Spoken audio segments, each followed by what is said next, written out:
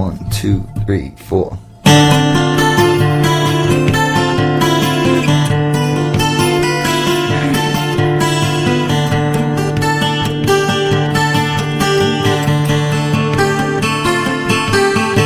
When you saw your mother's diamonds, did you recollect the pain?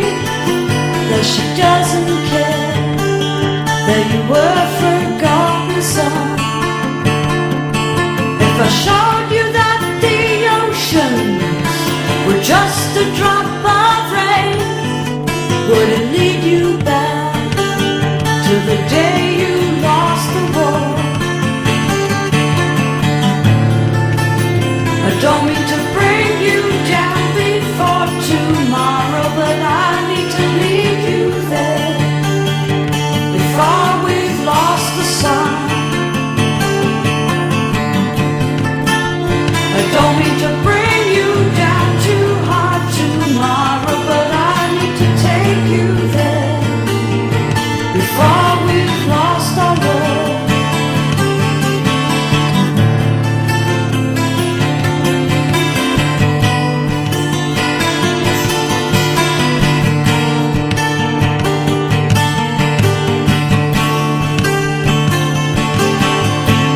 They all need to know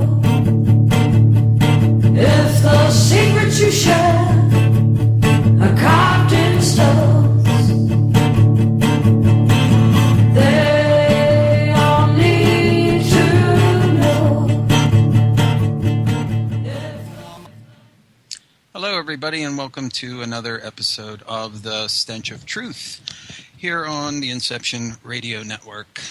And I'm every Friday from 7 to 9 p.m. Eastern Time, where I have guests talk about the paranormal, ufology, and conspiracy-related subjects. And this week my guest is Norio Hayakawa, and you can find his blog at noriohayakawa2012.blogspot.com. And you can also find him on Facebook under the Civilian Intelligence Agency group, which is on Facebook, which he runs. The Civilian Intelligence Network is sort of like a people's version of the Central Intelligence Agency, where people contribute information to try and get to the bottom of different mysteries and things related to all of the areas that Norio has been involved with or been on the sidelines of or actually investigated firsthand himself. One of the principal areas of research for Norio has been into Area 51, which of course has been in the news quite a lot over the last year with the publication of the book by Annie Jacobson on Area 51, and then previously there was another book that had come out that talked about Area 51 as well. So there's a lot of talk, even in mainstream media, about Area 51 and what actually goes on out there. But that's not the limit of Norio's knowledge or expertise. He's been around the UFO field for a long time. He's known many people in the field and worked with them, including Bill Moore, who, you know, some would classify as a disinformation agent, but others have different opinions of him. So if you're interested in checking out his work and stuff, as I said, his blog is at noriohayakawa2012.blogspot.com, and the Civilian Intelligence Network on Facebook.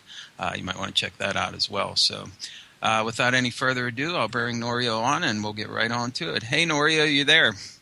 Yes, I am here, Ted. Thanks for inviting me here.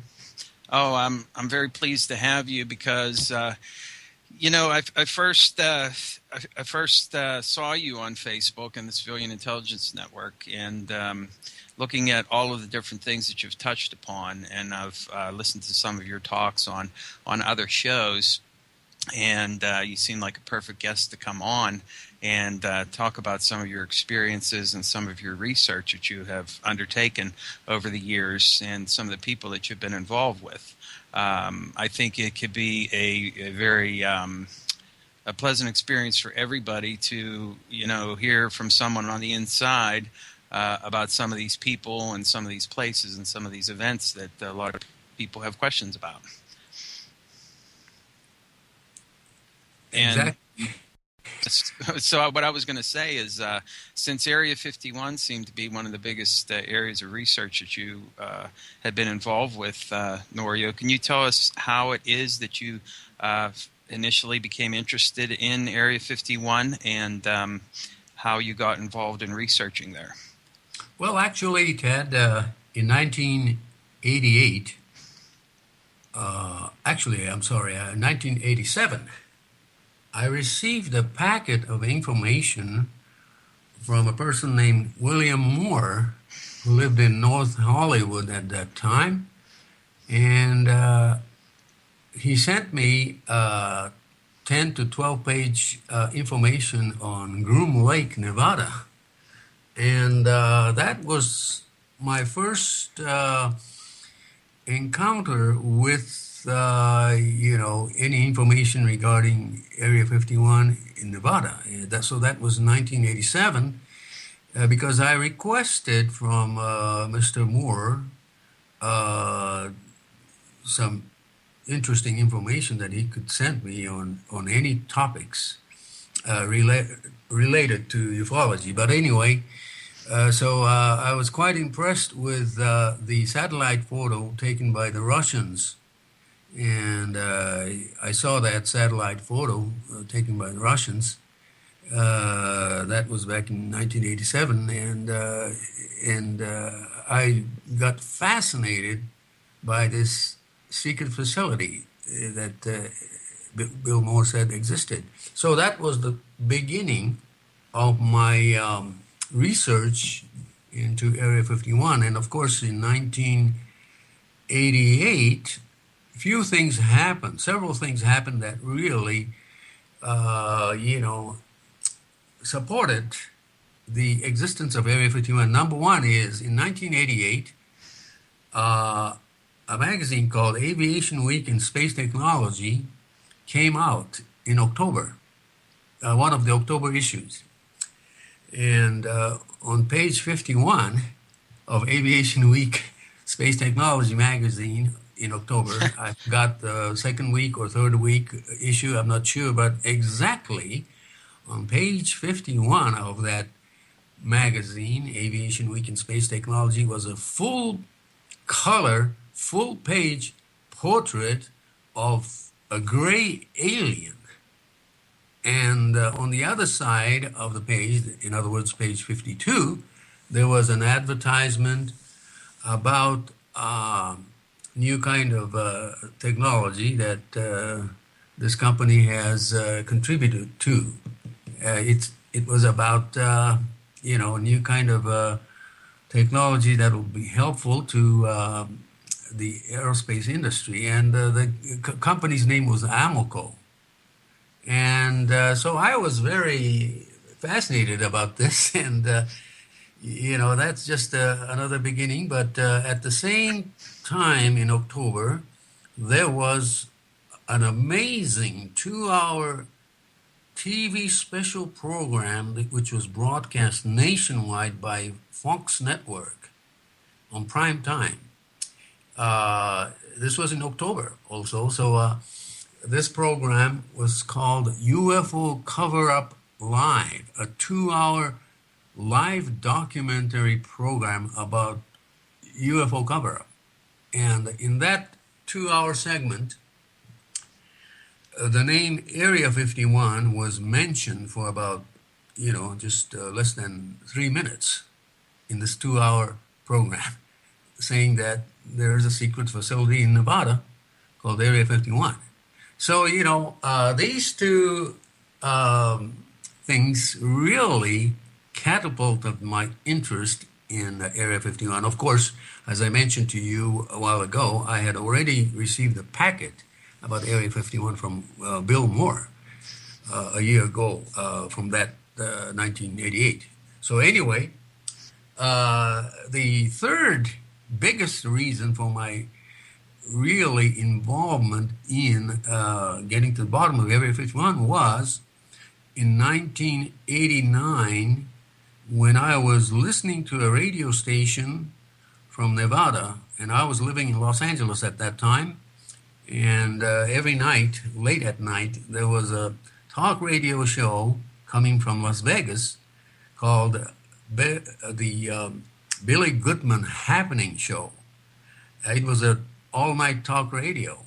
And this was in 1989, and I was listening to that one night, and lo and behold, there was a guest on that program, and of course his name was Robert Lazar, who claimed that he has been working on a reverse engineering program of an alien spacecraft in a secret base in Nevada.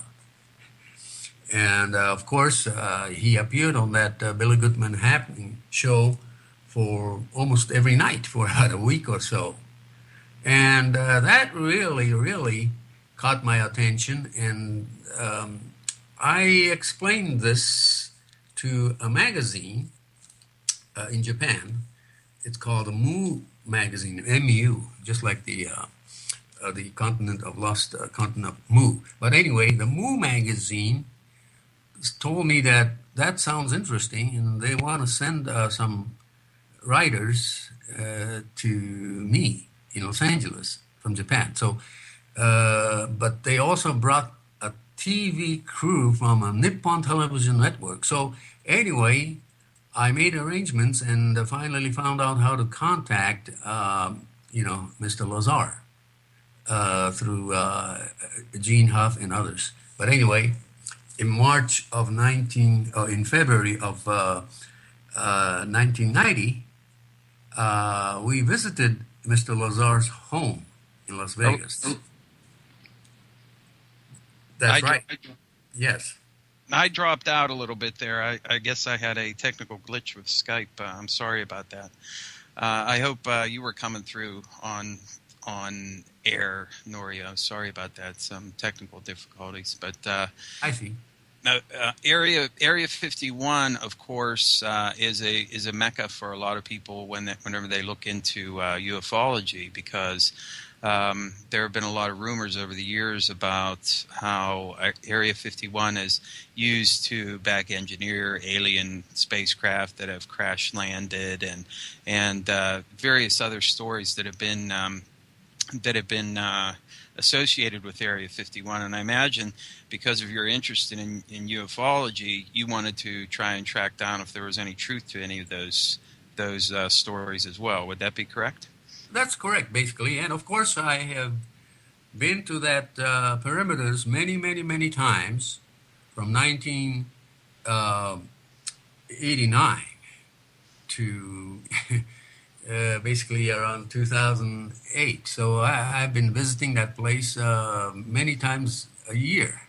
So I know that location pretty well. And in fact, in 1994, I had a opportunity to see the base with my naked eye from a hill, which was about 5 miles away. And the name of the hill was the White Sides.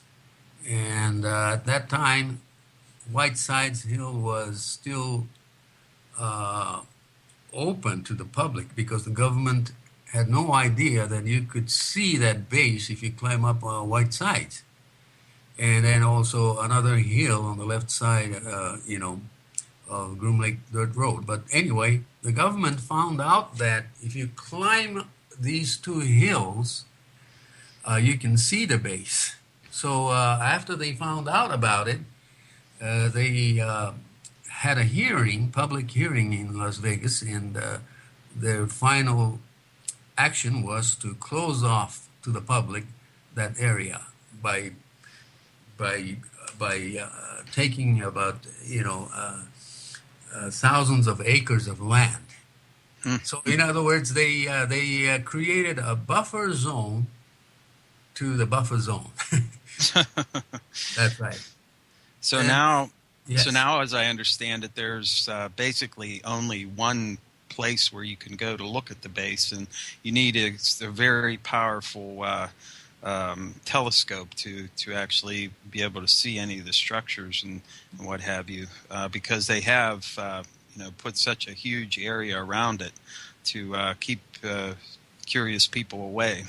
Exactly. So the closest viewpoint now is 25 miles away from Groom Lake facility, and that is the top of the peak called Tickaboo Peak, and you can still see the facility through regular binoculars. You don't have to have a powerful Celestron telescope or something like that. You can see at least some buildings, by the regular binoculars from that place. But if you want to see it clearly, you have to have a powerful, telescope.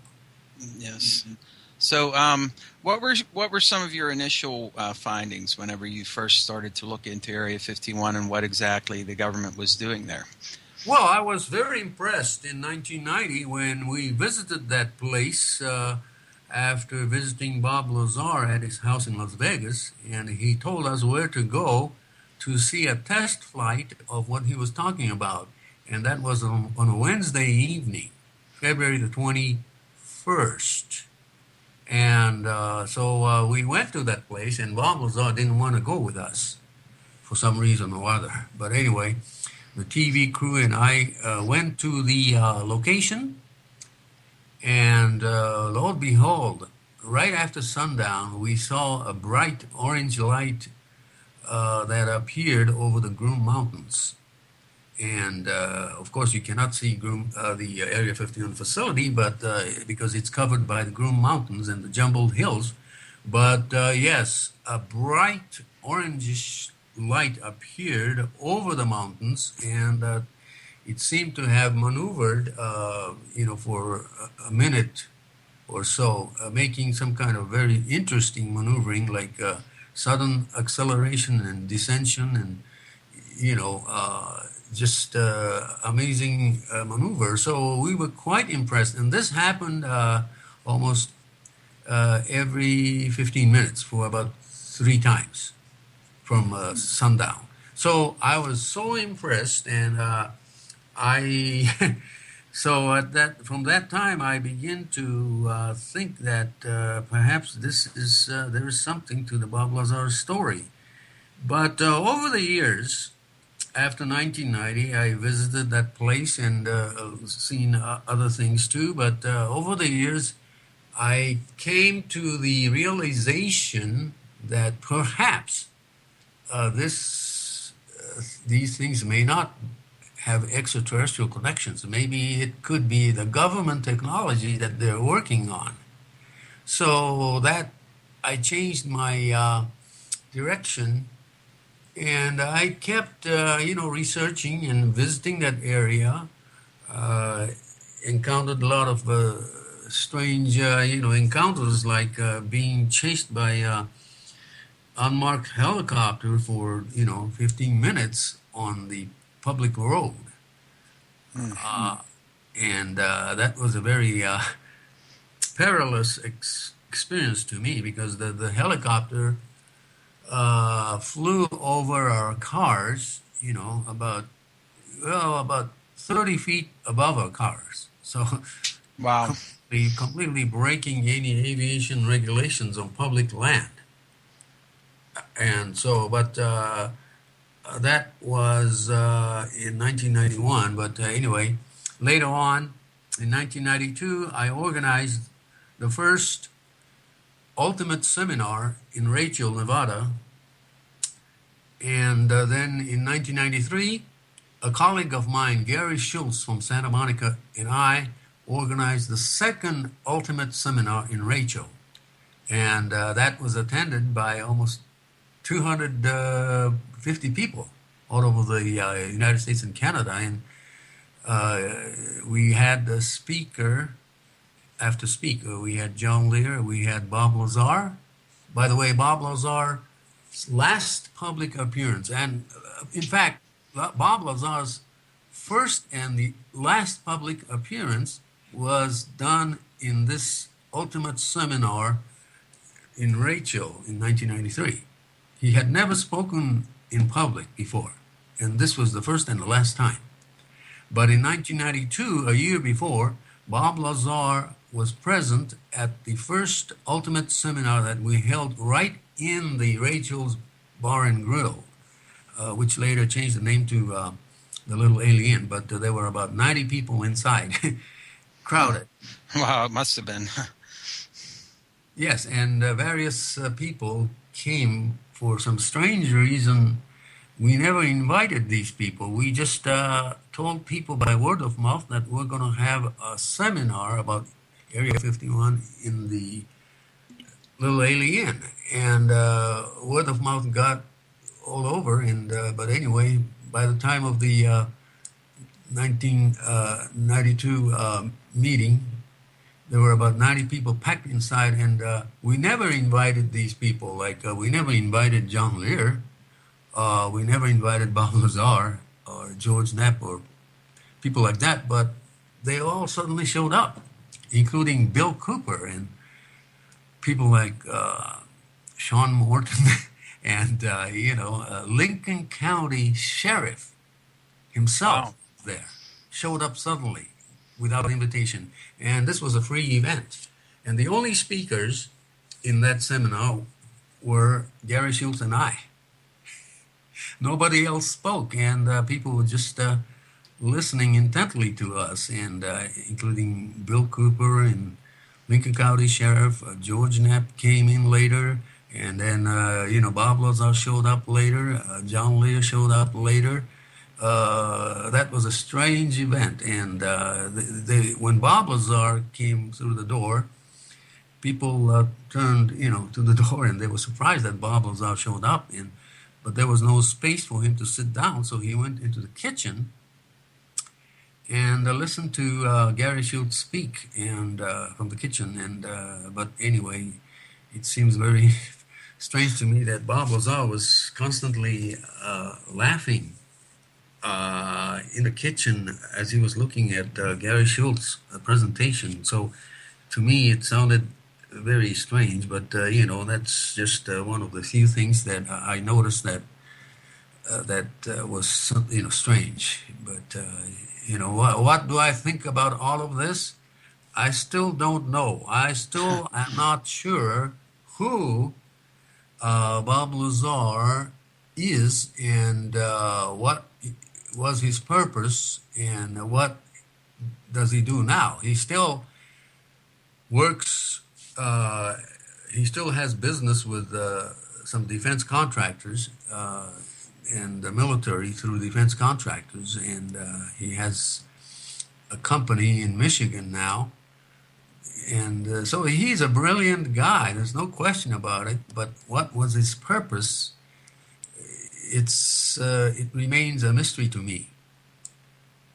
Do you have? Are you leaning in one way or another? Do you think he was more likely to be like a disinformation agent, putting out the idea that they were reverse engineering supposed alien craft? It's hard to say. It's hard to say. Anything is possible, but the bottom line to the Area 51 story is that there is no tangible, solid, physical, irrefutable documentary evidence that there is an extraterrestrial or alien technology at Area 51. It still is a speculation, but the fact is that, yes, Area 51 is a humongous facility, a complex of facilities involving many contractors like Raytheon and Lockheed and Northrop Grumman and Boeing and the TRW and you name it. There are about a dozen contractors today present in the Area 51 complex, employing anywhere from 1,600 to 1,800 engineers, even today, working on highly compartmentalized defense contracting works. So we have no idea of the specifics because many of the engineers that work don't even know what the other teams are doing. And I guess that's probably par for the course for a lot of the black budget programs that the government runs, is that you have one group of people working on one part and another working on another, and then a third group that actually puts them two things together. So they don't. You might talk to somebody who works there, and they're not going to be able to tell you anything about what's being done there except what they work on themselves. Exactly. So it'll be meaningless to get an information from an engineer because he can only tell you of what he does, and it's probably boring to an average person. Yeah. Details of the works. So Yeah. that is, that is what Area 51 has become. It has taken advantage, I think, of the association with the idea of alien technology and could be part of a laughter curtain that was created to, you know, to just,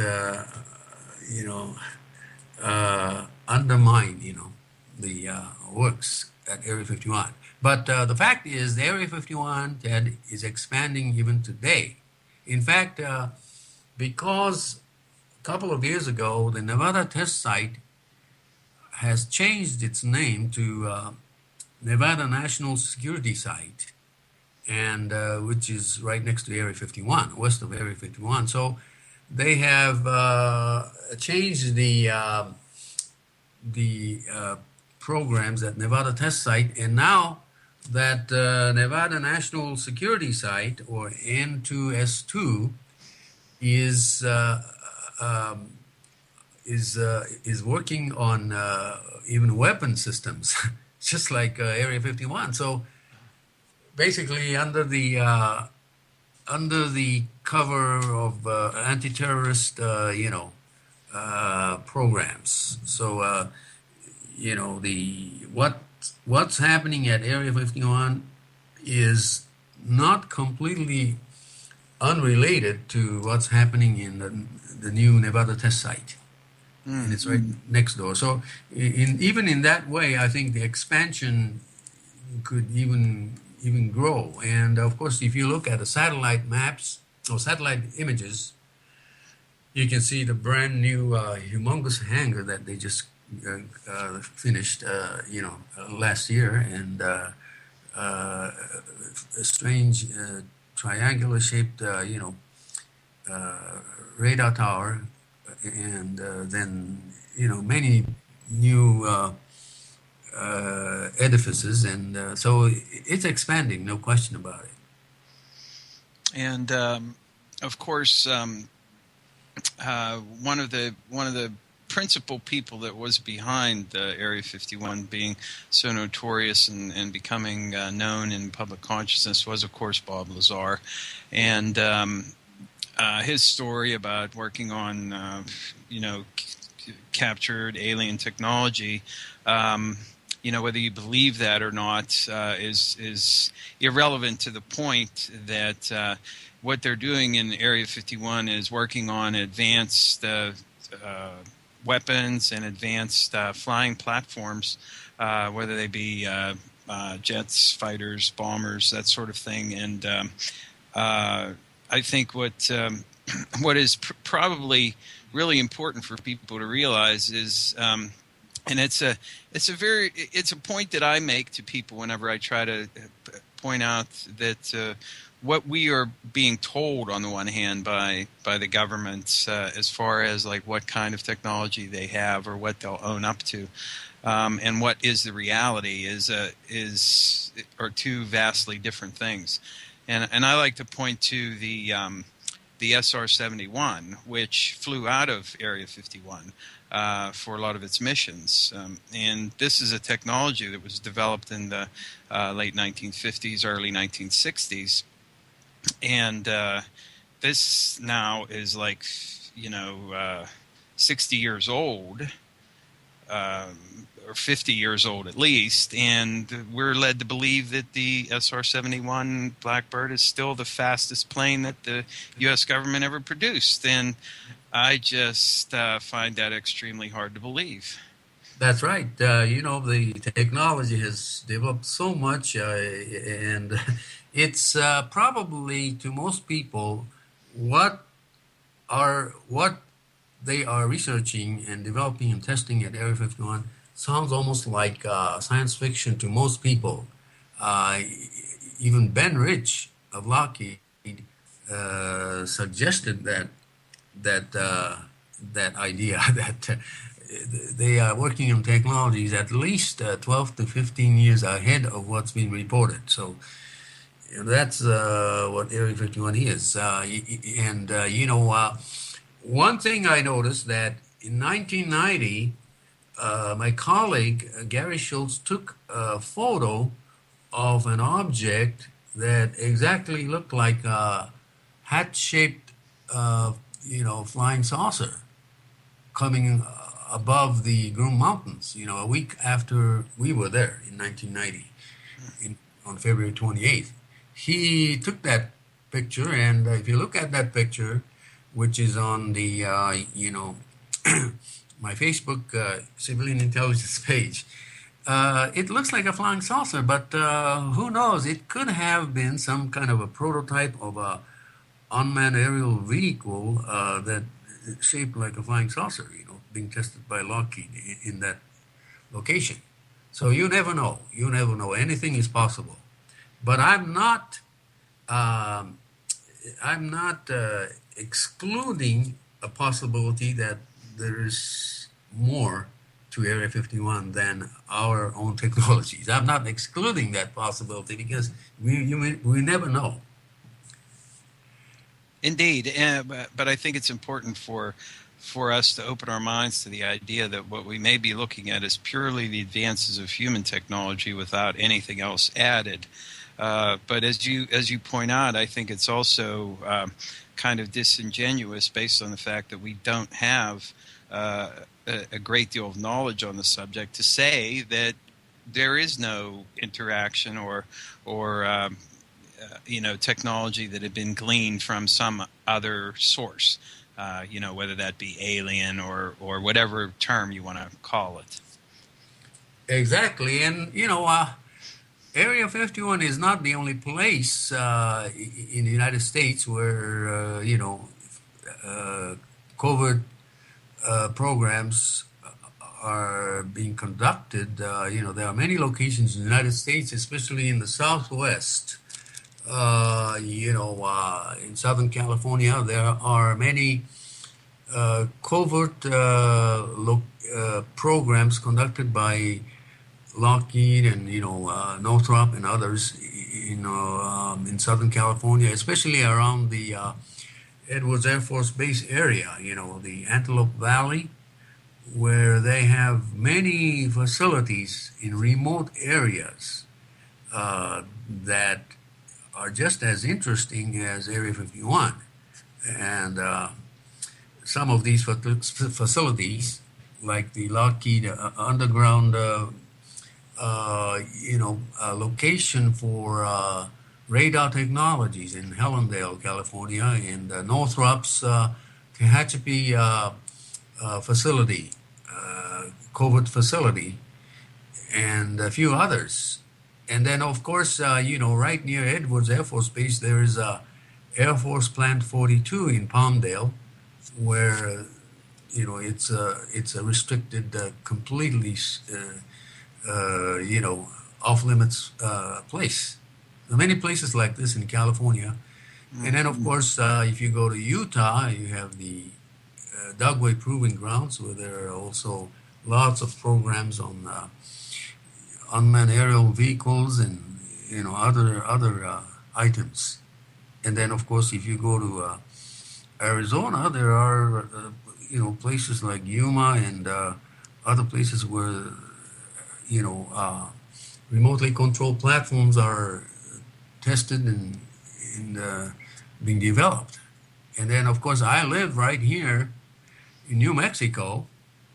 And of course, New Mexico has one of the most leading edge technologies, military technologies. The Sandia Corporation is headquartered in Albuquerque, inside Kirtland Air Force Base. And, We have the Los Alamos National Laboratories, north of Albuquerque. It has the world's leading edge technology in human genetics. And then, of course, further north of New Mexico, there is a strange place inside the Jicarilla Apache Indian Reservation called Dulce, which I can talk about in a little while. But if you go to south of Albuquerque, further south, a couple hundred miles south, there's the White Sands Missile Range, which is very important, which has been important since 1945, where today they are testing the latest directed energy weapon systems. And then you have the Kirtland Air Force Base, where, as I mentioned to you, the Sandia Corporation, one of the largest defense contractors in the United States, is headquartered, along with the Air Force Research Laboratory. They are all here in Albuquerque, New Mexico, inside the Kirtland Air Force Base. So, these are some interesting places, but what captures my interest most in New Mexico is the long-held rumors about an alleged underground base in Dulce, New Mexico. Indeed, and that's a fascinating subject, Norio, and I definitely want to hear about that. I wanted to ask you if you were familiar with Phil Schneider, who was on the lecture circuit for a very brief time before he met an untimely death. Yes, Phil Schneider suddenly came out in 1995.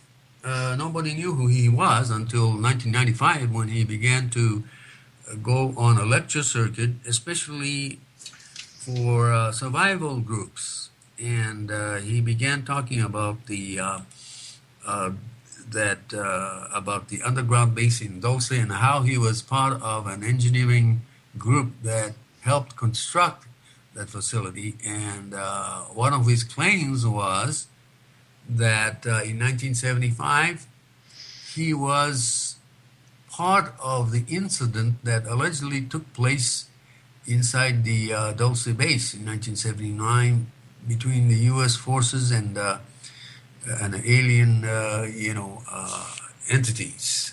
And but he came out with that story in 1995. But if you look further before, it was Bob Lazar who first came out with the claim of an altercation between the U.S. Delta forces and alien beings in a military facility. And that was in 1989 when Bob Lazar mentioned it for the first time. He didn't mention that the altercation between U.S. Delta forces and alien entities took place under Groom Lake, Nevada. He never said where it took place. But so it's important to know that Phil Schneider was not the first person to mention this. In 1989, Bob Lazar already mentioned it. And so people who listened to Bob Lazar heard about it. And so, but so I don't know whether Phil Schneider's story is credible or not, but the bottom line is it's a story, and there's no documentation of any kind. Yes, but that does not mean that there's no Dulce base, because it still is an open subject. Have you been able to determine exactly who it was that first came up with this, or pinpointed this to some degree as to the origination of the story of Dulce base? Yeah, the origination of the story about the Dulce base basically started out around 1979 and 1980 by an engineer by the name of Paul Benowitz, who lived in Albuquerque, New Mexico, and who had a contracting company called the Thunder Scientific Corporation, and he was doing business with Kirtland Air Force Base already in 1979, and somehow around late 1979, 1980, I'm not sure exactly when, but the Air Force seemed to have given information to Paul Benowitz that there is a base in northern New Mexico. And this is a very long story, but the gist of the story is that the Air Force Office of Special Investigations at Kirtland played a mind game with this Paul Benowitz, according to some researchers, and that they gave a disinformation program and convinced Paul Benowitz that there was a base in Dulce, New Mexico. That was late 1979 and 1980, early 1980. And so nobody talked about the Dulce base until Paul Benowitz mentioned it. And, but strange things were already happening in the Dulce, New Mexico area already in 1975. And that is the so-called beginning of prolific incidents of strange cattle mutilations beginning in 1975 in southern Colorado and, of course, New Mexico, especially Dulce, New Mexico in 1975. So things were already happening, and but what really brought this Dulce story is through Paul Benowitz. And Paul Benowitz, what happened was that Paul Benowitz was living right next to the Manzano underground nuclear storage facility, right next to Kirtland Air Force Base. And in 1979, he began to witness some strange lights hovering over the Manzano hill that, above the underground nuclear facility. And he was filming these lights from his house right near the fence of that Manzano underground facility.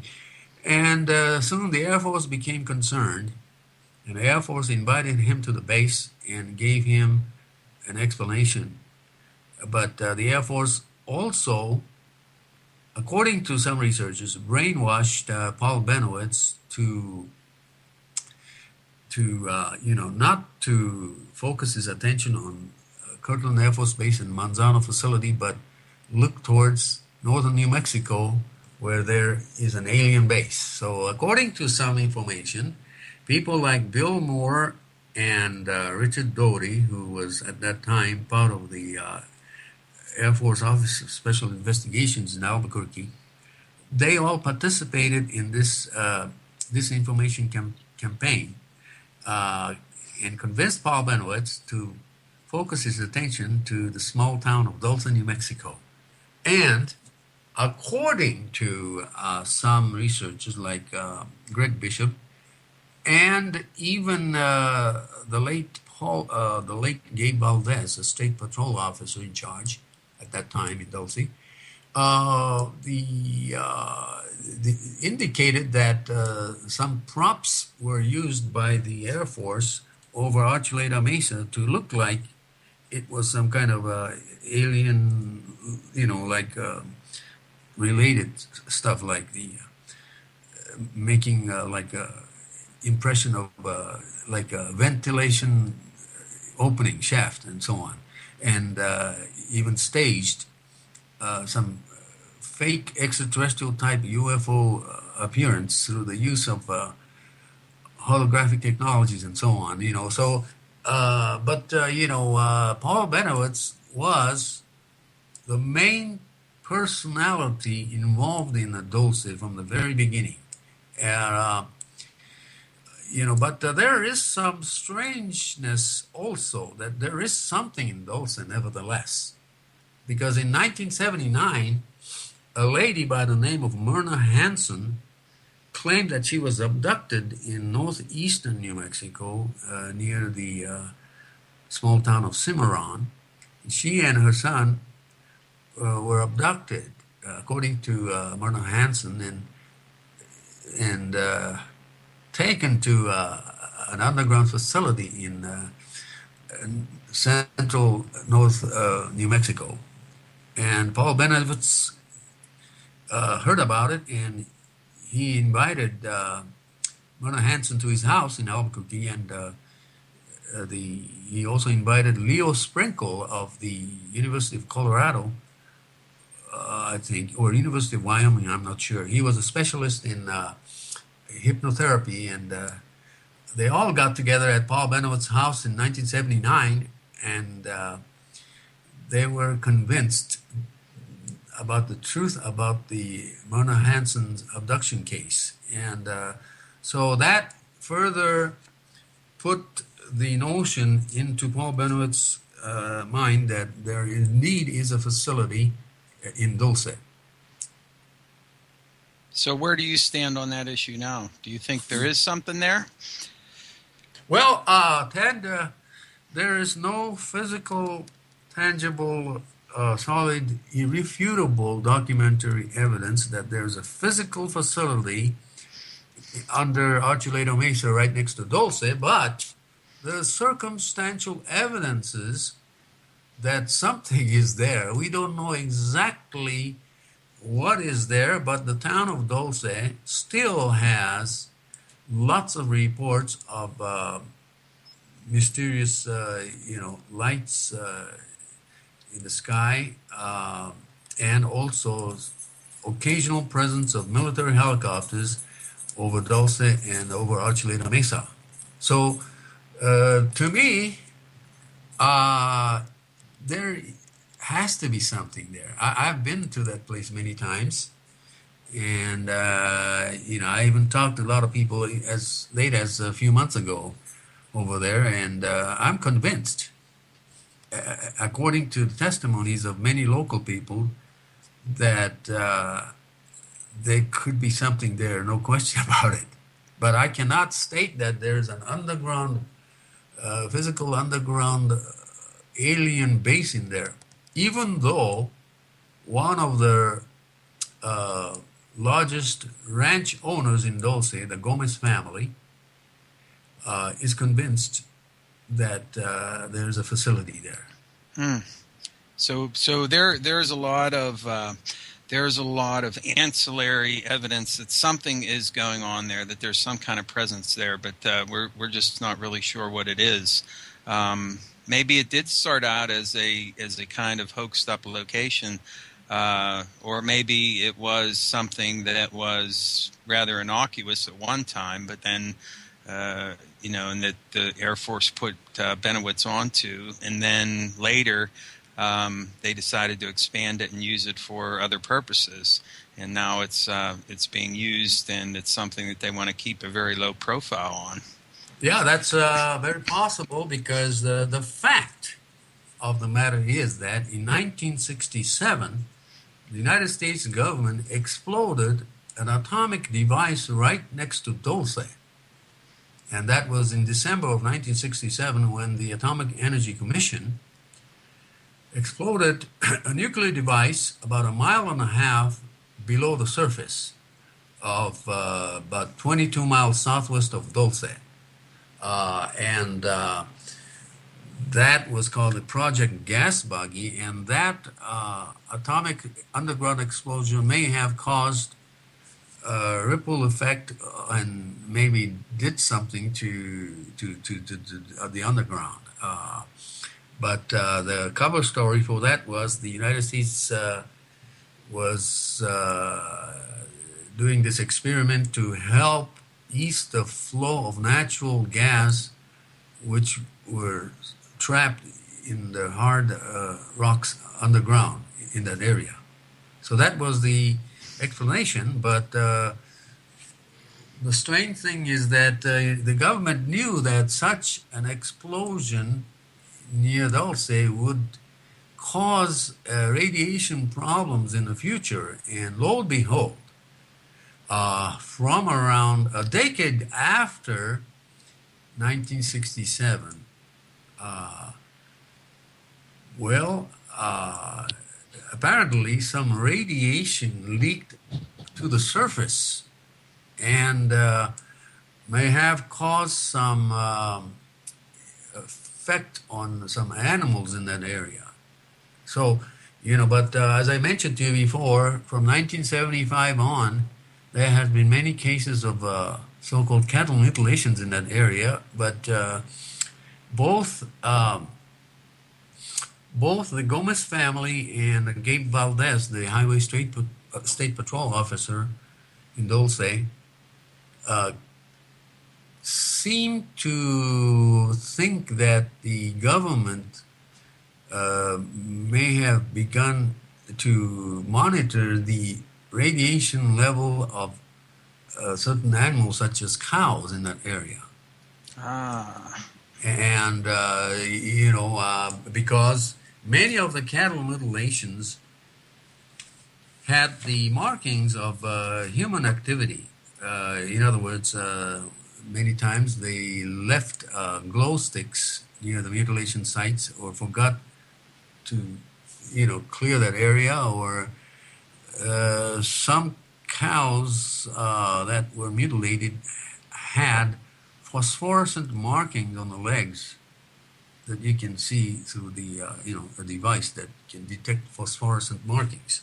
So it seems that, plus, one more thing is sometimes gas masks were apparently left near the site. So it all seemed to indicate human activity in many of the cattle mutilation cases. And, the Gabe Valdez, whom I knew personally,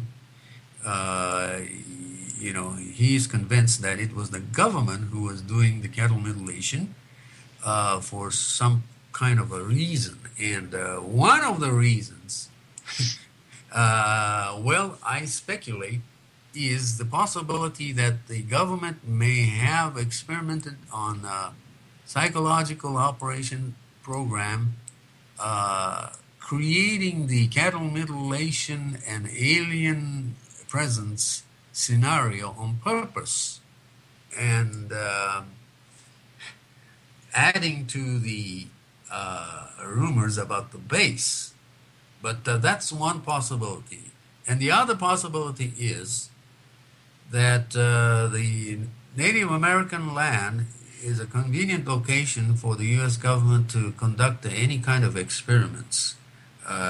For example, it's possible that there is some kind of a biological warfare program thing going on in Dulce area. It's very possible. But a lot of things we take into consideration. The interesting fact is that there has been, ever since around the late 60s, there have been problems with women's fertility problems in the Dulce area. So, things like this all point to me to the possibilities that some kind of, biowarfare experiments that had been going on, or possibly even still going on, because of the possibility that they may have even dumped toxic chemicals and other items near the Dulce area. In fact, here's the thing. In 1945, the Los Alamos National Laboratories, which is only about 65 miles by direct line from Dulce, southeast of Dulce, it's only 65 miles. The Los Alamos National Laboratories had a plan to dump nuclear waste materials near Dulce, New Mexico. But I was told that they didn't follow through with that program. But any kind of possibility is here, because we are talking about a sovereign area in the sense that it's it's owned by the Hickory Apache Indians. So, in other words, it's just like going outside the United States to conduct something. So that there's a degree of undercover aspect to it. In other words, it's not occurring on U.S. government soil, quote unquote. So there's some disconnect there between what the government might be doing and what might be traceable if it was happening like in an actual state or on land that was not a separate sovereign territory. Exactly. Because, yeah. And Ted, there was another case back in the early 80s in California, Southern California, where an Indian reservation, a Cabazon Indian reservation near Palm Springs, was used as a location to experiment on fuel air explosives, and also an allegation that the government was testing bio warfare programs on that Indian reservation in the early 1980s, and then money changed hands, many times, and Wykenhut Corporation was involved, and this became a big scandal back in the early 1980s in Southern California. So yeah, there were a number of murders involved there. That's right. Yes, and this involves the rather notorious Michael Riconosciuto. Exactly. We're about ready to come up on our break here, Norio. So with that little plum sitting there for all of our listeners to wait for some more elucidation on. After we come back from the break, Norio will be talking about the Cabazon reservation and the work that was being done there in the 1980s.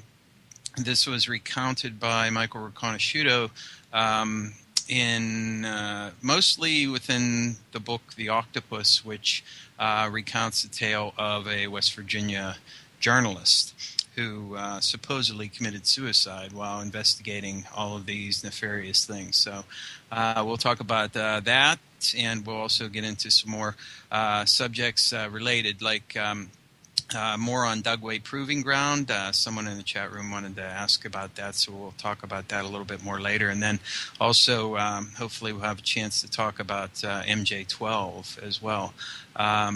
And what Norio thinks about that whole situation. So stick with us through the break, and we will be back in a couple of minutes.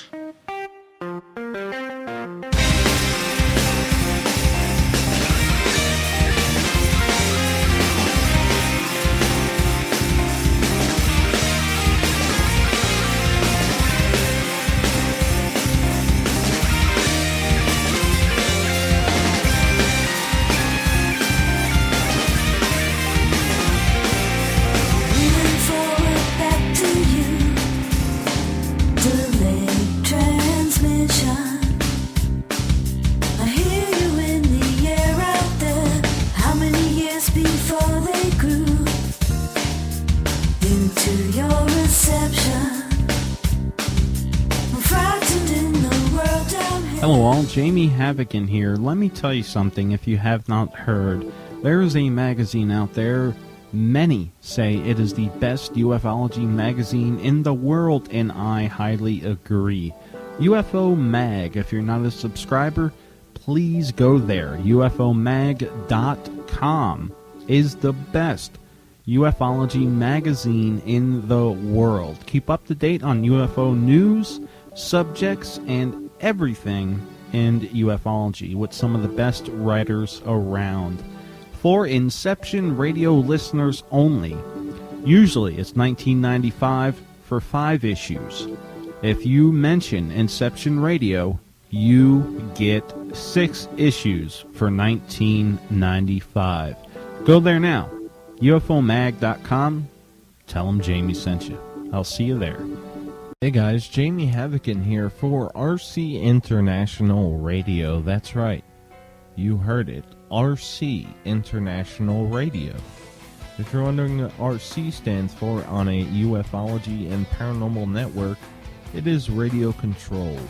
and it is hosted by myself, Jamie Havokin, and my sidekick, Donnie Eatman, every Saturday at 11 a.m. Eastern Time, 8 a.m. Pacific. Tune in, call in, ask questions, see what me and Donnie been up to, upgrading our cars, and listen to stories from other people who call in and share their experiences or ask for advice. That's RC International Radio, Saturdays, 11 a.m. Eastern. I'll see you there.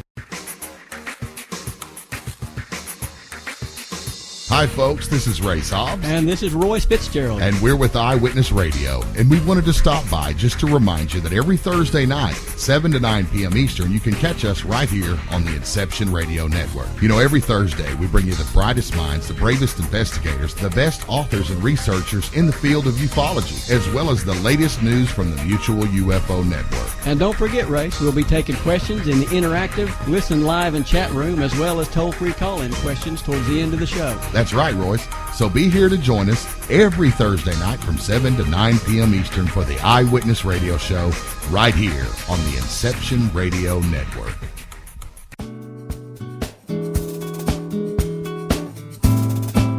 Hi, Bob Tarmac for MJ'sHealthyWay.com. Are you into vitamins, nutrition, meal replacements, health shakes, keeping your body in good shape, your internal engine going? Boy, do I have a perfect place for you. MJ'sHealthyWay.com. They offer the best service and products, and they'll tell you anything you need to know about any product they have to offer. I get all my vitamins, meal replacements, shakes from MJ'sHealthyWay.com. That's spelled MJ'sHealthyWay.com. There's so much more at the website. Go check it out. MJ'sHealthyWay.com.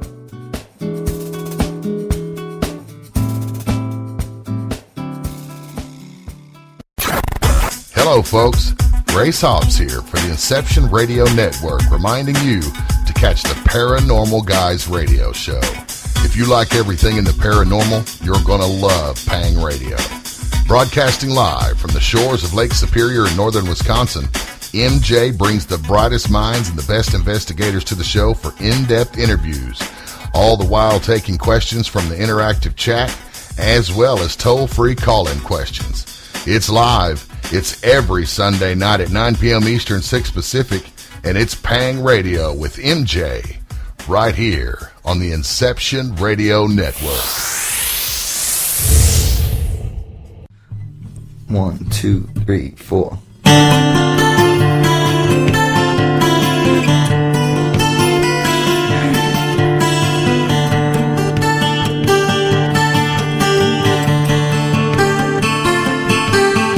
When you saw your mother's diamonds, did you recollect the pain?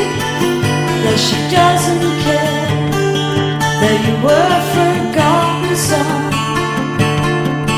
If I showed you that the oceans were just a drop of rain, would it lead you back to the day you lost the war?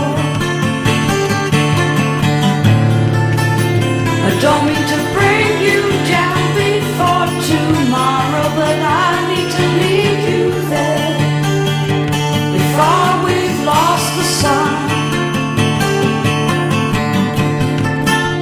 I don't mean to bring you down too hard tomorrow, but I need to take you there before we've lost our... Hello, everybody, and welcome back to the Stench of Truth radio show here on Inception Radio Network. I'm here every Friday from 7 to 9 p.m. Eastern Time, and my guest this evening is Norio Hayakawa. And before we went to the break, Norio was just about to tell us, we had made a segue from activities that may be conducted by the government on sovereign territory owned by Indians, or Native Americans if you prefer. And we had segued from the area surrounding the supposed location of the Dulce underground base to an area in California where the Cabazon Indians reservation was being utilized in the 1980s for government activity, which is pretty well documented. So, Norio, if you want to pick up where we left off. Yeah, basically, Ted, I think many people have heard about the Inslaw scandal, which involved the Cabazon Indian Reservation. You know, that was part of the whole Cabazon story. But Michael Riconosciuto is a scientist, and he was involved in the programs like the fuel air explosives on the Cabazon Indian Reservation. And Michael Riconosciuto was one of the first to spill the beans about the Cabazon Indian Reservation and its activities. And it was Michael Riconosciuto who first pointed out the connection between the Cabazon Indian Reservation and Dulce, New Mexico. Nobody has made that connection, but Michael Riconosciuto was the first one to say that these both locations are, under the sovereignty of the Native American people, and that it was an ideal location for the government to conduct experiments. And he even mentioned Dulce, New Mexico in a 1991 article on a technical consultant magazine. And, so Michael Riconosciuto also exposed at the same time the covert activities connected with a nefarious organization called Wackenhut Corporation. And, the Wackenhut Corporation has been involved in so many, military locations, such as Nevada Test Site and Area 51 and other locations. So it's a fascinating thing. But the best way to find out more about what happened at the Cabazon Indian Reservation is to read books on the octopus program that was written by originally Daddy Castellaro, the journalist, was supposed to have written that book, but he was assassinated. And that is one strange thing, is that, somehow, even though I've been involved in ufology since around 1961, I can say, yes, that there are some high strangeness in this field, no question about it. You find people who die mysteriously and suddenly. Let's take, for example, the James, McDonald, the professor, I think, McDonald, who committed suicide in Arizona in the many years ago. He was very much into finding out about the truth about UFOs, and he ended up in death, and then just take many other cases. The latest case of strange death happened to a person that I knew personally, and that was Gabe Valdez. Officer Gabe Valdez was in charge of the Dulce area as a New Mexico State Patrol officer. He was the only person that was assigned to Dulce, New Mexico and the surrounding areas. And he was only 67. He had lots of information that he wanted to share with people. And even after he retired from his job as a State Patrol officer, even after he retired, he kept his personal investigations into the Dulce mystery. As late as a few months ago, he was planning to take a investigative trip to south of Dulce, especially the El Vado Lake area, where he suspected that there may be a tunnel opening somewhere that will lead to Dulce.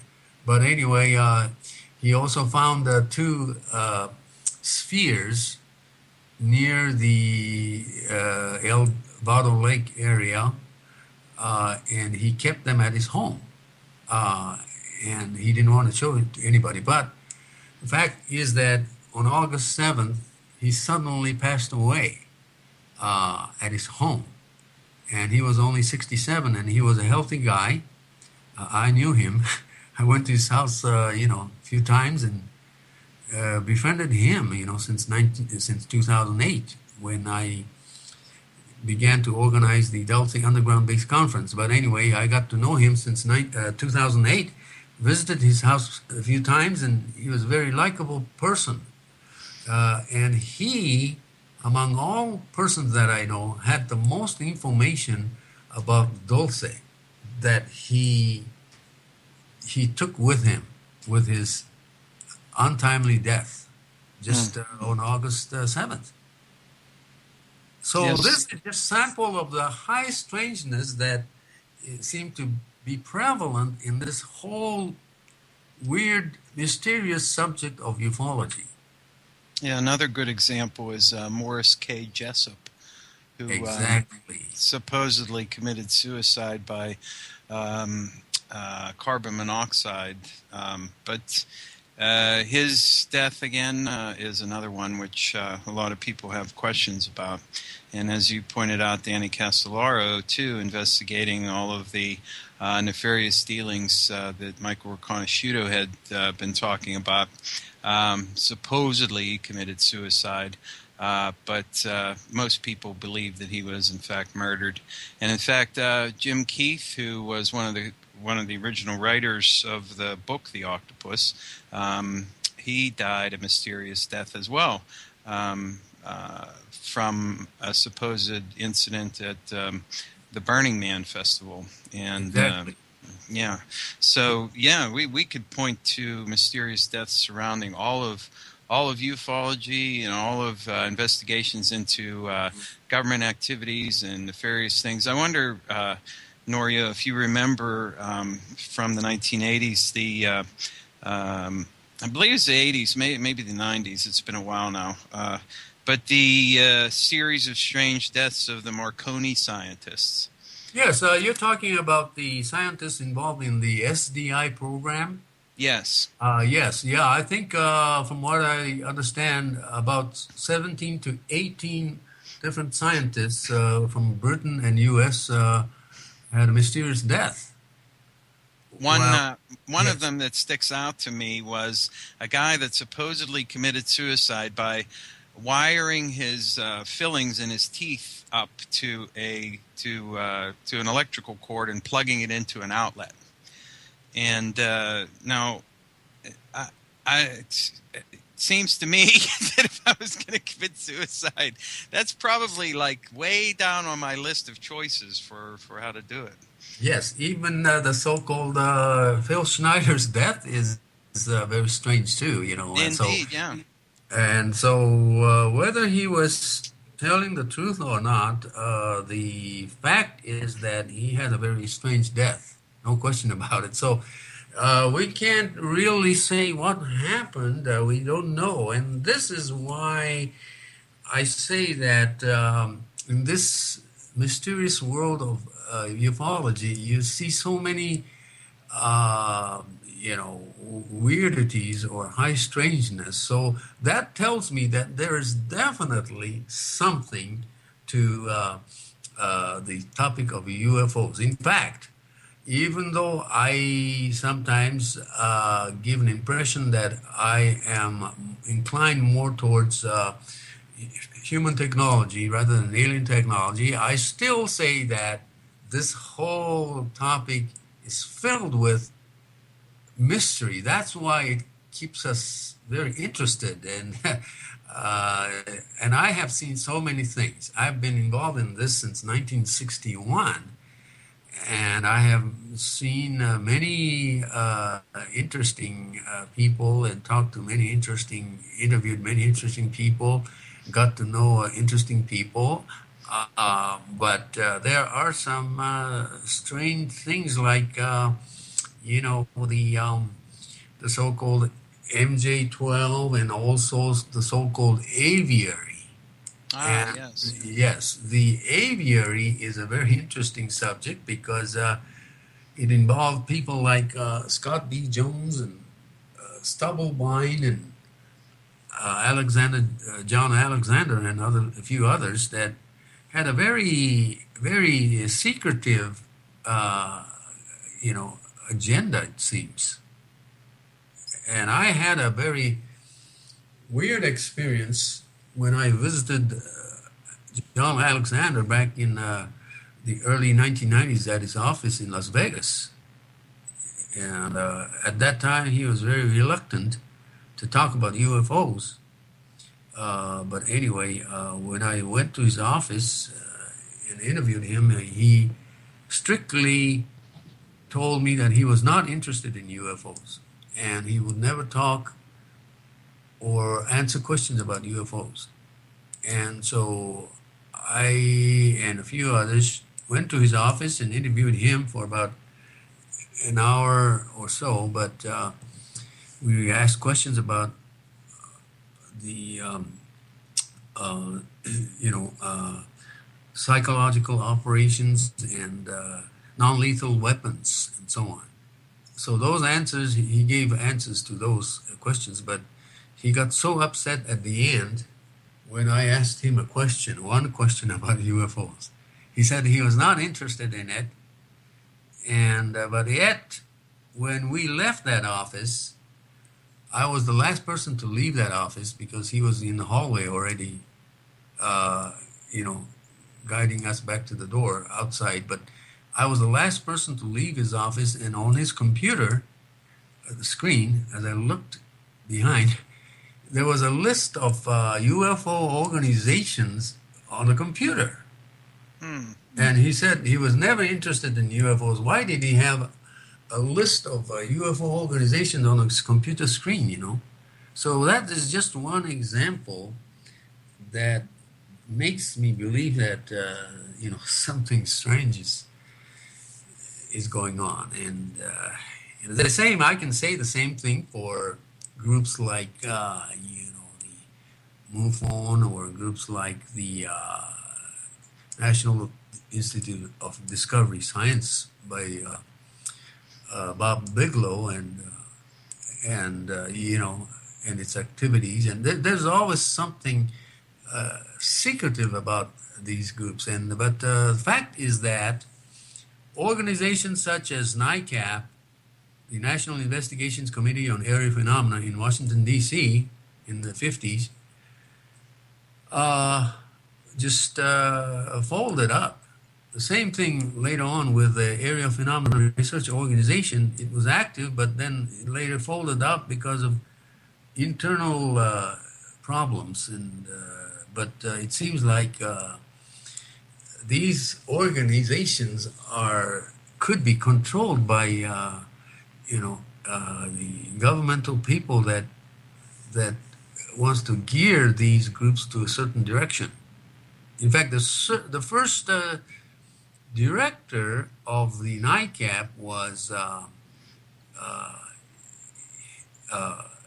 Hillenkotter, who was the first director of the CIA. He was one of the directors of board of NICAP. This is what I'm saying by saying that there's a lot of high strangeness in this whole field. Yeah, and intelligence being involved in all of this as well, either directly or peripherally. Exactly. That's why I'm saying that this is the most important subject in the world, is the subject of the mystery of UFOs and the beliefs in the UFOs. It's a total mystery, and there's no solution.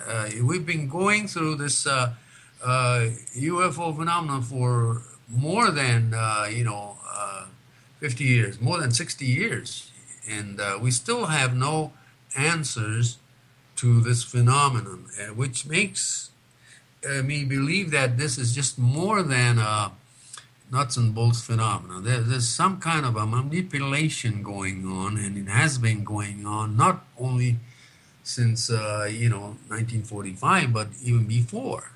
So that's why I'm interested in the subject. I'm very much interested in the subject because I I was a supporter in 1995 of a theory that the government may one day be able to have enough technologies to stage a fake extraterrestrial type situation to cause panic around the world, if needed, in the future, to create a forced global governance of some kind. And the most ideal way is to create a false alien threat from beyond. And this is not to say that there are definitely forces from beyond that is here. So this is the dilemma. We have technologies already that will be able to duplicate what could appear to be alien interaction through the use of various technologies. But at the same time, this does not mean that there are no other forces that are also involved. Right. So, in other words, you're saying that what if I could maybe encapsulate where your thoughts reside now, that would be to say that it seems that we can probably explain all of the advanced technological developments as being purely of human origin, but we cannot rule out the fact that there may be some alien interaction of whatever kind between the government and these alien entities. Would that be fair to say? I would say that's quite fair to say, except the definition of alien is very important to me because unlike many UFO researchers, there are very few researchers that hold the position that there may not be any physical entities in this universe. They could be non-physical or ultra-dimensional type of entities that are involved. And I'm not the first person to say that. In fact, Dr. Jacques Vallée already began to say that in the late 70s. And even before that, John A. Keel also began to point to that direction, that we may not be seeing physical aliens here, but maybe some kind of a interdimensional force that is interacting with us and giving us the impression, for some reason or other, for some future events that could involve these possible ultra-dimensional entities that will bring this world to a certain direction. Do you think that this has some... do you think that there might be some sort of, like, for lack of a better term, an occult connection with this whole thing, with, like, with contacting quote unquote spirits and other types of entities that are usually referred to, as like demons or things of this nature? Exactly. In fact, Dr. Jacques Vallée, he wrote many books on this subject, and he researched throughout history, and he brought up the interrelations between religious phenomenon from way back in history to even contemporary period, that these could be some kind of entities. They may not necessarily be physical, but they could materialize themselves as physical entities. And so some people, especially like the evangelical Christian groups, of course, has always held that these UFOs and these occupants are, demonic entities. But, Jacques Vallée doesn't come out and say that directly, but he insinuates that perhaps we could be seeing these entities materializing themselves as advanced extraterrestrial beings and trying to help us in the future. But this is a very fascinating topic, I don't discount such situations. And, I don't discount that there are, intelligent, highly developed civilizations in this universe. But to say that they have visited us takes a leap of faith, as far as I'm concerned. It's a great possibility, but without a concrete evidence, everything is up in the air, and it's a speculation. It's a good speculation, but it just remains a speculation. I don't know what you think, Ted, but number one, there's no question that the UFO phenomena is real. There is no question that the abduction phenomena is real to the experiencer or the abductee. So we're talking about this thing called reality.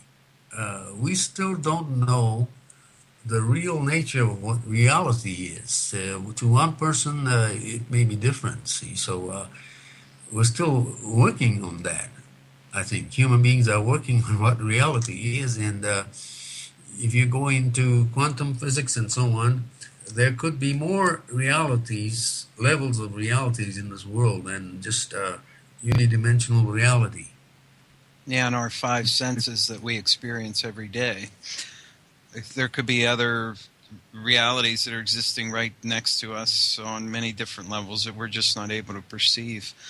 And further on to the idea of, I think it's really good that you bring up the point that we need to be careful about using the term alien, because there are so many different definitions that could be applied to that. And as you point out, Jacques Vallée's work in looking at throughout history the interaction between humanity and various different kinds of phenomenon, like fairies and demons and things of this nature. What we may be looking at it in another fashion is a totally different thing that appears to different cultures and races and people at different times and in different circumstances as one thing or another, based on its own agenda or based on how our consciousness interacts with it. And we may just be in a time right now where, because of our technology and our technological development and our, looking towards the heavens and thinking about what's out there, that we tend to see little gray aliens from, some other planet. Exactly, and this is the reason why I'm interested in the events and religious beliefs and culture of the Native American people, especially in the Southwest United States, especially like places like New Mexico. In fact, the Dulce, New Mexico area is part of the Hickory Apache Nation, and they have a long history of deep religious and cultural, spiritual beliefs. In fact, many of their legends say that they originated from underground, and also they have a strong belief in phenomena such as the seeing things that may not necessarily be physical. In other words, beliefs in the skinwalkers and Bigfoot and so on, which is sometimes reported in the Dulce area. So it's a very interesting location that is filled with local people's beliefs, and I think that may have a very strong, interest in the government. The government may be interested in finding out about the paranormal beliefs of the local Indian people in the Southwest, and maybe even set up some kind of a research post in the Dulce area to measure the activities and to find out about unseen phenomenon in the Dulce area. And this involves the their deep beliefs in underground origin, and their beliefs in entities. So it's a very convenient location for the government to experiment or do research, and at the same time utilize this area to conduct other things too, in the and using a cover story of alien activity itself. Indeed, and of course there's the whole idea of alien abductions. I mean, there have been a lot of different theories about what abductions are. I mean, they go from being a purely psychological experience that is just experienced within the mind of the abductee, all the way up to being abducted by actual physical aliens and taken aboard a flying saucer.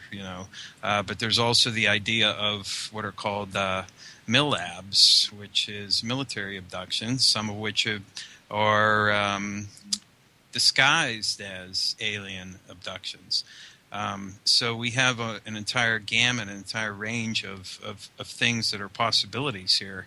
And I think it's really important for people like yourself, Norio, who keep an open mind to all of the different points of view, to trying to come to an understanding, a deeper understanding of what exactly is happening. Because I agree with you 100% that what we're looking at is a real phenomenon. It's only the question of what is it? Exactly. Yes. Exactly. And there have been many strange coincidences in this whole field. For example, I think getting to the bottom of things, especially after World War II, is the fact that the United States did receive a lot of interesting technologies from the German scientists. That's a fact. In 1945, hundreds and hundreds of German scientists and engineers, and even a few former SS intelligence officers, they all came to Albuquerque, New Mexico in 1945, and they landed at the Kirtland Army Air Base at that time after World War II. And they originally landed in Wright-Patterson Airfield in Ohio, but then they later came to Albuquerque, and many of them were dispersed to places like Los Alamos National Laboratories, and many others were transferred to White Sands Missile Range areas. And I'm convinced that they brought some prototype experimental technologies, like the flying wing technologies that they brought from Germany. Maybe these were tested in the White Sands Missile Range areas from, like 1945, 46, 47. But, there's no doubt that the Germans had some interesting technologies that the United States wanted. So it's my belief that they did play a role in the development of the new technologies. But weird thing about this whole thing is the coincidences. Like in 1947, so many things happened, and that are too coincidental. In other words, the establishment of the CIA was in 1947, and the CIA came into existence as a successor organization to the Office of Strategic Services, or OSS. So CIA came into existence in 1947, the very same year that an object allegedly crashed outside of Roswell. And, we don't know what really took place, but 1947 was the very same year also that suddenly the National Security Agency came into existence, the NSA, exactly in 1947. And in 1947, the Department of the Air Force came into existence. There was no Air Force until 1947. So many things took place in 1947. One interesting thing is that a defense contractor by the name of EG&G, who played a major role in Area 51 since around the early 50s. EG&G was founded exactly in 1947. So was the Sandia Corporation, the world's largest defense contracting organization. They all seem to have started in 1947 for some strange reason or other. And 1947 is the year when this object allegedly crashed in southern New Mexico, south of, southeast of White Sands, namely outside of Roswell. And we all know the story, and we all know the history of the Roswell incident, but we don't know exactly what happened. Even now, there's lots of controversy. So it's just endless. I can name one incident that was very interesting. In 1943, there was this alleged Philadelphia experiment back east in the United States where they were testing the some kind of radar technology of invisibility. And, one of the survivors of that Philadelphia experiment found himself suddenly in the middle of nowhere in 1943 in a desert in Southern California. And that was the Navy's China Lake Naval Weapons Center, which started in 1943, the very same year as the Philadelphia experiment. And that was 1943. And in the middle of the desert comes this Naval Weapons Testing Center, the world's largest. That was what's it doing in a desert, Norio? It's a naval facility. That's right, the largest in the world. And it's so humongous place in the Mojave Desert, in the desert north of that. It occupies, so much area. And by the way, China Lake Naval Weapons Test Center, created in 1943, is one of the largest, weapons center in the United States. And rumors say that there is underground connection from China Lake Naval Weapons to Edwards Air Force Base and other locations. So, who is to believe that, we hear of these rumors that there are underground tunnels connecting many of these locations like Dugway in Utah and Area 51 in Nevada and Edwards Air Force Base in Southern California, and even Dulce and Denver International Airport to Los Alamos National Laboratory in New Mexico. So is this all just a paranoia or fiction, or is there truth to it? And the answer is we don't know, because it just there's no definite information and proof. But we know for a fact that already in the early 1950s, the United States had a machine that could really bore, tunnels through nuclear power. The RAND Corporation already had a document already in 1954 that said that the U.S. had that technology already in 1954. So right now we're living in 2011. Who is to say that the government didn't have any technology to create underground tunnels? That's for sure. I had on the show not too long ago Dr. Richard Sauder. I'm sure you're probably familiar with his work. Yes. And he talks about underground bases and high-speed transportation between all these different areas. And it seems to make sense, for them to be able to access these facilities without being noticed, and to make moves and things like this without being under the public eye. It makes sense that some of this would be underneath us. And as far as underground bases, they're certainly a reality. There's no question about that. And once again, it's just a question of how big and how far they go, and what exactly is being done there.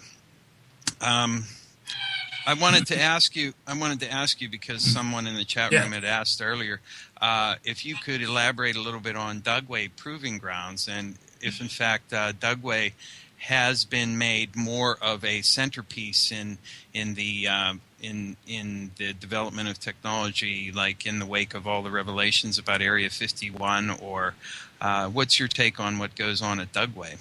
No, I think Dugway is a very important complex with new technologies like remotely controlled platforms, UAVs, and new generations of even possible hypersonic aircraft. But to say that much of the technologies at Area 51 was removed and taken to Dugway, and that that kind of a notion, I think it's not provable.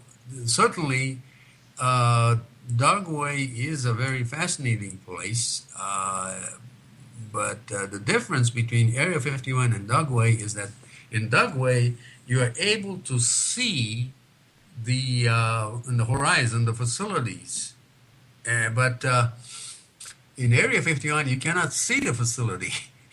It's surrounded by mountains conveniently, and so Area 51 is still the most ideal location for any kind of activity. Now, but of course there have been security increased in a Dugway, because if you even go near the border area of Dugway, you are encountered by the jeeps and the security vehicles right away. But certainly, I think Dugway is important. There have been some reports of mysterious lights in the Dugway even last year. So things like this continue, to happen. But one thing that many people forget is that places like Edwards Air Force Base and Southern California's aerospace facilities are still going on. The works are still going on, and I don't think there's such thing as moving things to other facilities, because other facilities have specific reasons for their existence and for specific programs. They have spent billions and billions of dollars at Area 51 since around 1955, or possibly a few years earlier than that. But they have spent billions of dollars, and they're not going to transfer these things to other places. So every place have its own specialties. Including even Dulce, the alleged Dulce base. Right. So I think what you're saying is that these scientists and the military people that are working with them, they have a very tight grip on their particular corner of the market, and they don't want to let it go. So if somebody's working on a project in Area 51, it's highly unlikely that they're going to transfer that over to Dugway or to some other base that would be outside of the realm of whoever's running Area 51 and the scientists that are working there. Exactly, and see, this one example of how erroneous this type of notion is in 1993, the magazine called Popular Mechanics had an article by Jim Wilson, a writer for Popular Mechanics. He had a big article in that magazine saying that there's nothing at Area 51 and that Area 51 was closed. And he just misinformed the world because of his lack of knowledge about Area 51. He tried to get into the Area 51 boundary line, and instead he missed the road, and he ended up in Range 61, which is the south of Groom Lake Road, all the way to the range. And if you go to Range 61, you can see a dilapidated fence and, hardly anything there. And he came to the conclusion that there was nothing at Area 51, and he wrote in the Popular Mechanics magazine that everything was transferred to Utah. That's that kind of a thing is quite common. And whether or not he purposely did it or not, I don't know. But the coincidence is that Popular Science magazine, a month before that 1993 Popular Mechanics magazine came out, Popular Science magazine had an article about new technologies being developed at Area 51, such as the daytime stealth technologies. And this was written by Bill Sweetman, who is a specialist on black projects.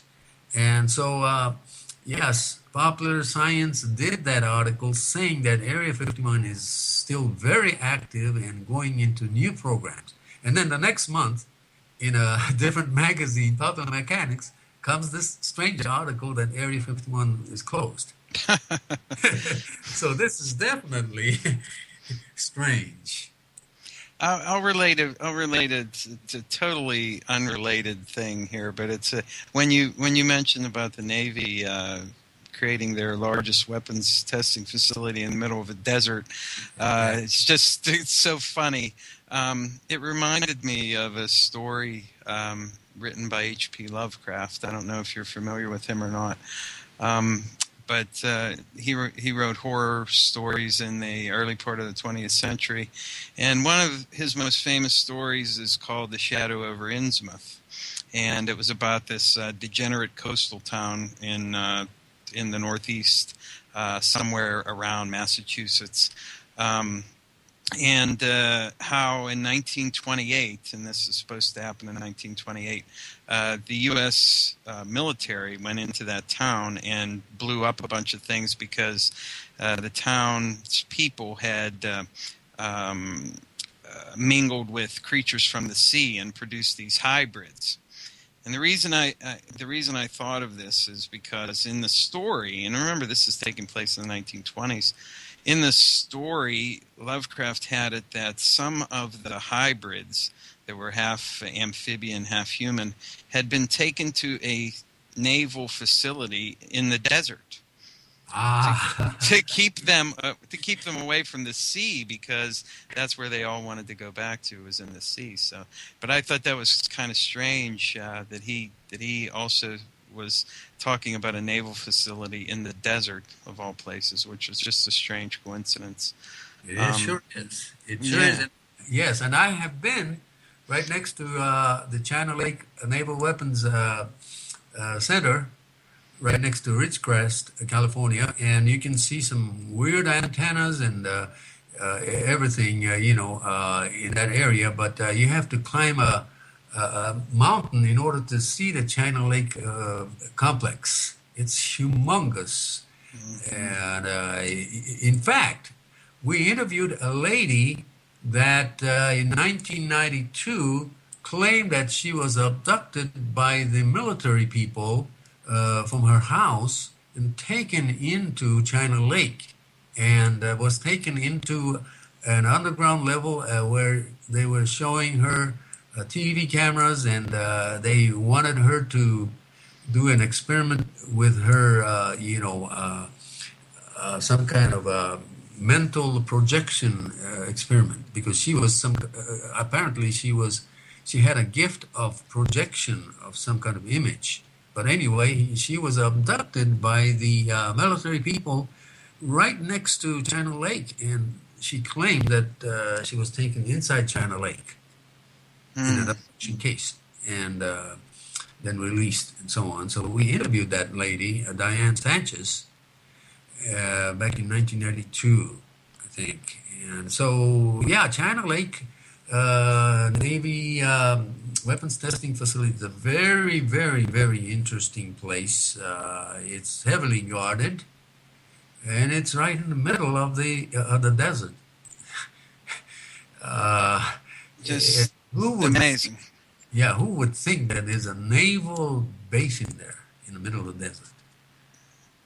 Yeah, it makes you wonder, about more about underground facilities and things like this. I know there are some rumors about underground channels that subs can traverse, supposedly, in some areas in the western United States. I've heard those stories before, and I imagine that if there was a genesis for any of that, it might start there with China Lake. Exactly. Yeah. So I wanted to ask you just to close out here, because we're almost out of time. Wow, 2 hours went by really fast. What do you think right now, Norio, is the major focus for military technology and technological development right now? Are we looking at more in the way of unmanned vehicles, or are we looking more for space platforms, or what exactly do you think the military is focusing on right now in the way of advanced technology? Well, I think it's.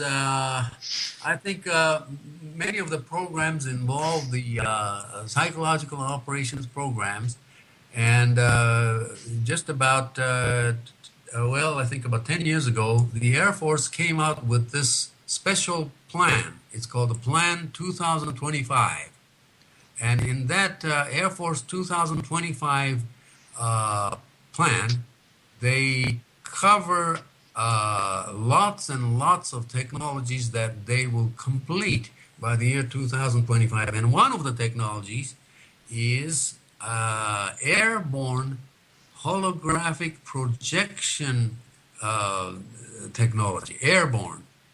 By that, they are looking at technologies where they can project an image of a tanks or rockets or anything through the satellite or even specialized kind of unmanned aerial vehicle that can actually project images towards the ground or towards the mountain or towards the sea as part of the battlefield deceptive devices. This kind of programs, like the program 2025 by the Air Force, also includes the use of what's known as some kind of a Tesla technologies. For example, heating up the ionosphere, just like the HARP project, heating up the ionosphere in the future to make it like a curtain or a wall to bounce, electromagnetic waves, and for many reasons. So, you're talking about this kind of thing. It's no longer science fiction. It's no longer science fiction. People used to first talk about, things that Serge Monast, a Canadian journalist, first revealed in 1992, that the NASA in the future has a plan to project images in the sky, and that's called the Project Blue Beam. But, a lot of people thought that was science fiction. But we do have technologies already in a limited scale to project images for various reasons. So I think the military is not only working on that, but I think it's could have been perfected, that kind of thing, by now. It's just we don't have what's needed is the series of global crises to use that as an excuse to apply these new technologies. Yeah, we have had catastrophic things like the earthquakes and tidal waves and all of this kind of thing, the oil spill and things. So these are separate catastrophes. But what if someday you have catastrophes happening all over at the same time? Now that requires something. Then that could be an ideal time, if there's such a technology exists, to apply that kind of a globally affected technology, such as Project Blue Beam. So Yes, this is all fascinating topic. It's not something that's it's just a science fiction. Yes, I agree with you, and I do think that the technology that's being developed behind the scenes, of course, is well beyond what we see and what we experience, and even when they talk about new platforms being brought out, and like the F-22 and the F-35, and these things are already outdated when it comes to the more advanced and exotic aircraft that are available to black budget programs, but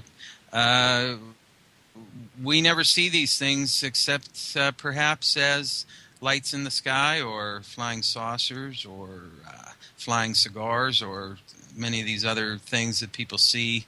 And the development continues, and considering the number of bases that we have in the United States and even around the world, we can only imagine the amount of money and time that is being put into this. So there's no doubt there. Norio, I want to thank you for coming on the show today. I really appreciate your time, and the fact that you were able to talk about so many different topics. I think we could probably have had you on here for 4 hours today, but I'd like to have you on again in the future sometime. We can explore some other subjects. Thank you so much, Ted. It was my pleasure to be on your program. Well, it was my pleasure, and I'm sure the listeners as well. Again, I want to remind everybody that you can find Norio at his blog site, which is Norio Hayakawa 2012.blogspot.com, and you can also find the Civilian Intelligence Network on Facebook. And if you're on Facebook, you might want to join there. He posts a lot of really good news stories and interesting tidbits of information, and gets a lot of input from people. So feel free to jump on in there, and if you're interested in getting involved in this subject a little bit more, that's a good place to start. So once again, our guest was Norio Hayakawa, and stay tuned here on Inception Radio for Jamie Havikin and Inception Radio with his guest Jason Kershey, where he's going to be talking to a listener who's going to tell some of his experiences that he has had. So Norio, thank you again, and thanks to all the listeners, and join me next week here at 7 p.m.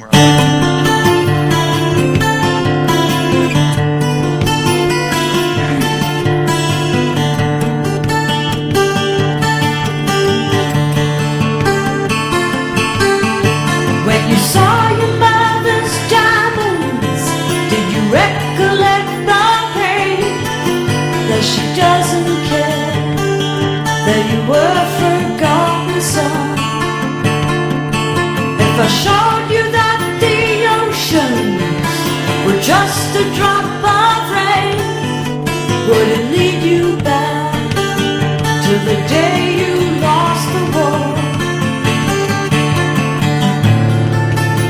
I don't mean to break